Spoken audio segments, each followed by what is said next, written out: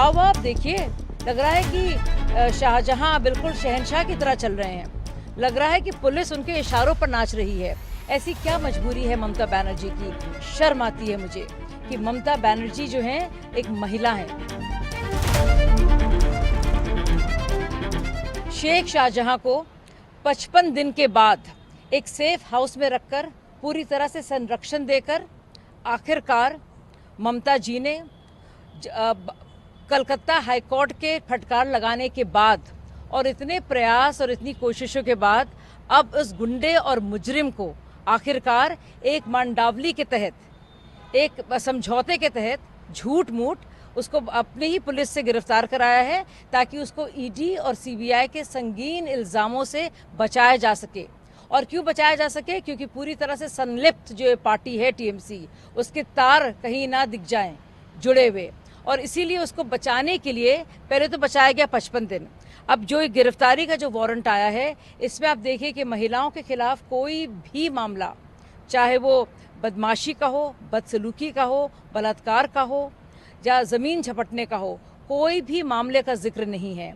ये जानबूझ के हो रहा है। ममता जी की मजबूरी है इन गुंडों को अपने साथ रखना और उनको बचाव करना। और हाव भाव देखिए, लग रहा है कि शाहजहां बिल्कुल शहंशाह की तरह चल रहे हैं।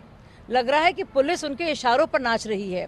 ऐसी क्या मजबूरी है ममता बनर्जी की? शर्म आती है मुझे कि ममता बनर्जी जो हैं एक महिला हैं और उनकी जो सांसद हैं महबूबा मोइत्रा, सागरिका घोष, सुष्मिता जी, क्या कहेंगी इसके बारे में? ये इतनी शर्मसार करती है घटना।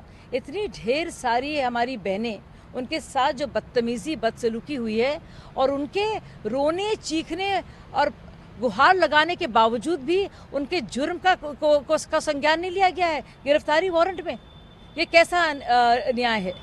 मैम, बीजेपी इस पे कह रही है कि कहीं ना कहीं टीएमसी ये दिखावा कर... देखिए, कलकत्ता हाईकोर्ट ने बाकायदा कहा है कि ये शख्स सहानुभूति का पात्र नहीं है, जल्द से जल्द उसकी गिरफ्तारी होनी चाहिए। आप सोचिए 55 दिन तक क्या करती रही पश्चिम बंगाल की पुलिस। ये तो कोर्ट के फटकार लगने के बाद ये हुआ है। और लगातार जो महिलाएं हैं बताती रही, अपनी कहानी बताती रही, गिड़गिड़ाती रही और आंदोलन करती रही, तब भी एक जू नहीं रहेंगी ममता बनर्जी के कान में। आखिर मामला क्या है? क्यों बचाना चाह रही हैं इस आरोपी को? संदेश खाली की जो महिलाएं थी, जब इसका अरेस्ट हुआ तो वो खुशी मना रही थी, इस पे क्या कहना है? वो मुझे होता है, वो महिलाएं जो हैं इतनी यातना और पीड़ा सहने के बाद और इस गुहार जो लगाती रही हैं कि किसी तरह से वो बदमाश जो उन्हें परेशान कर रहा था और उसके करीबी, कि आखिरकार उसकी गिरफ्तारी हुई।